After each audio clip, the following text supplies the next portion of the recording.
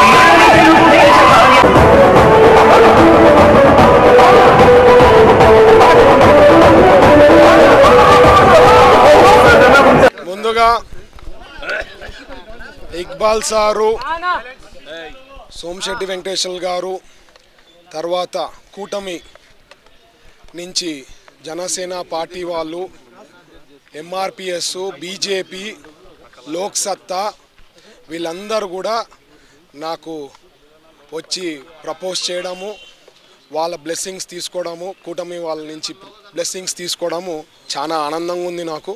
ఈరోజు కర్నూలులో ఒక సునామీ, జన సునామీ వచ్చింది. హిస్టరీ క్రియేట్ చేసినాం కర్నూలులో. ఇంతవరకు ఇప్పుడే సోమశెట్టి వెంకటేశ్వర్ గారు చెప్పినారు, ఆయన ఎప్పటి నుంచో రాజకీయాల్లో ఉన్నారు, చూశారు, మీరు కూడా చూశారు ప్రెస్గా. ఎప్పుడైనా కర్నూలులో ఇంత పెద్ద ఎత్తున ర్యాలీ ఎప్పుడు జరగలేదు. నెక్స్ట్ May 13th అనేది it is just a formality. ప్రజలందరూ డిసైడ్ అయిపోయారు, ఒక్క ఛాన్స్ భరత్కి ఇయ్యాలా, కష్టపడుతున్నాడు ప్రజల కోసం, 10 ఏళ్ల నుంచి ఓడిపోయిన ప్రజల మధ్యలోనే ఉన్నారు, సేవ చేస్తున్నాము, ఒక ఛాన్స్ ఇస్తే నేను ఇచ్చిన 6 గ్యారంటీలు 5 ఏళ్ళలో చేయబోతున్నా. మా 6 గ్యారంటీలు కాక భవిష్యత్ గ్యారంటీ ఇచ్చిన చంద్రబాబు గారు ఇచ్చిన 6 గ్యారంటీలు కూడా నెరవేరుస్తాము. ఇవన్నీ జరగాలంటే అట్లాంటి నాయకత్వం చాలా రిక్వైర్డ్. ప్రజలందరూ కూడా అర్థం చేసుకున్నారు. ఈరోజు కదిలొచ్చే దాన్ని బట్టే దానికి ఒక ఇండికేటర్ మీ అందరికీ తెలుసు. ఎవరైతే పాలిటిక్స్లో ఉండే వాళ్ళందరికీ క్లియర్ కట్గా తెలుసు. ఎప్పుడైతే ఇట్లా జన సునామీ వస్తుందో it is just a formality. May 13న జరిగే ఫార్మాలిటీ. తర్వాత జూన్ 3న రిజల్ట్స్ వస్తాయి. పెద్ద ఎత్తున అభివృద్ధి చేయబోతున్నాము. కూటమితో అందరితో తీసుకొని వాళ్ళ సహకారాలతో ఖచ్చితంగా ప్రజలు నా మీద వాళ్ళ ఆశీర్వాదం ఉంటుందని ఆశపడుతూ ఈ అవకాశం ఇచ్చిన ప్రతి ఒక్కరి కర్నూలు ప్రజలందరికీ కూడా ధన్యవాదాలు తెలుపుతున్నాను.